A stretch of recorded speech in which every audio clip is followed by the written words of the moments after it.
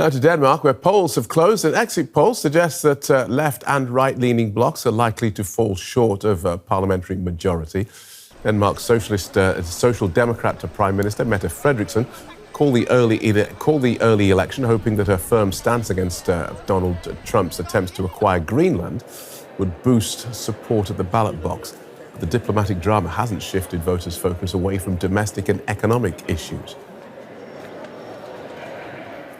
Let's join our correspondent Terry Schultz outside the Danish Parliament, the Folketinget.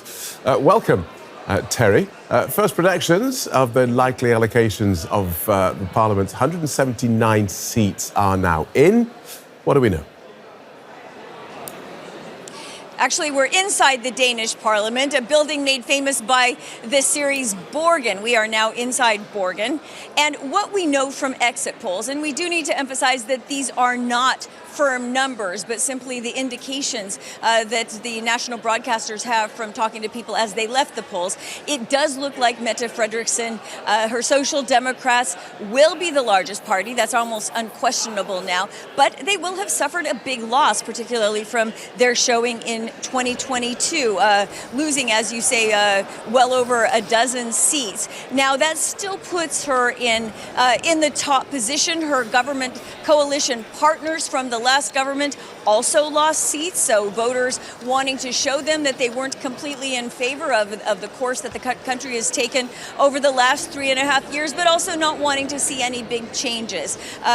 One of the other left parties, the Green Left, showed a surge in seats. They are focusing on environmental policies and, as you mentioned, domestic spending, things like that, and they would very much like to see Mette Frederiksen or whomever is the next prime minister move back towards the left. So at the moment, it looks like left-leaning parties will have more seats in the 179-seat parliament than the right-wing parties, but we'll just have to see how the final results turn out in a couple of hours' time.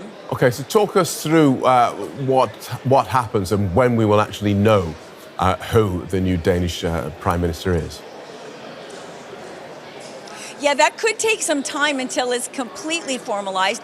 But in the next, say, 24 to 48 hours, what we're going to see is the party leaders go to the king and say who they would like to be the person who forms the next government. Now, that could be Frederiksen herself, but there's another person who really wants to do that, and that's Lars Løkke Rasmussen. He is the current, or probable outgoing foreign minister and an evergreen in Danish politics. He's been a Danish politician as long as I can remember, himself a prime minister twice, and he has put himself forward for the job. So it will depend on whom the king thinks is the best person to form this coalition.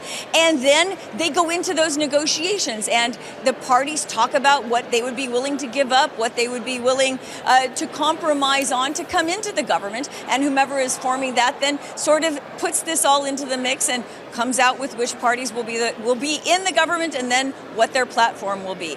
So is it too early to speculate then on any potential changes in Danish policies?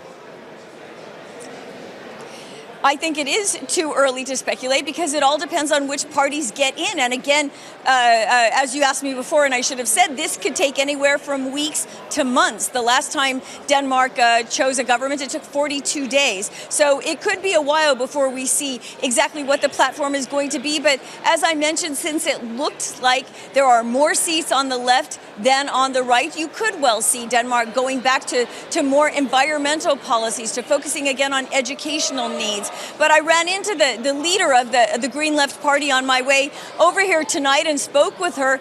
And she said that, you know, one thing we all agree on, even those of us on the left, is the need to spend on security. So there's no difference of opinion on the fact that Denmark does need to increase its defense spending, be very firm on Greenland, for example, as we've spoken about so many times. So we don't disagree on that. It just comes down to what we do after we assure security for the country, Phil. So everything's still very much up in the air, even though it looks like Social Democrats will hold on to the premiership for a third time in a row.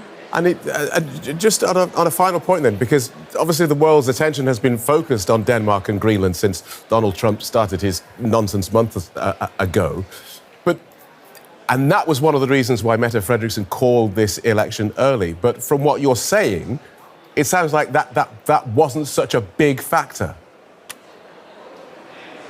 No, because nobody disagrees with the way Mette Frederiksen handled it. She was so tough on Trump. She didn't back down.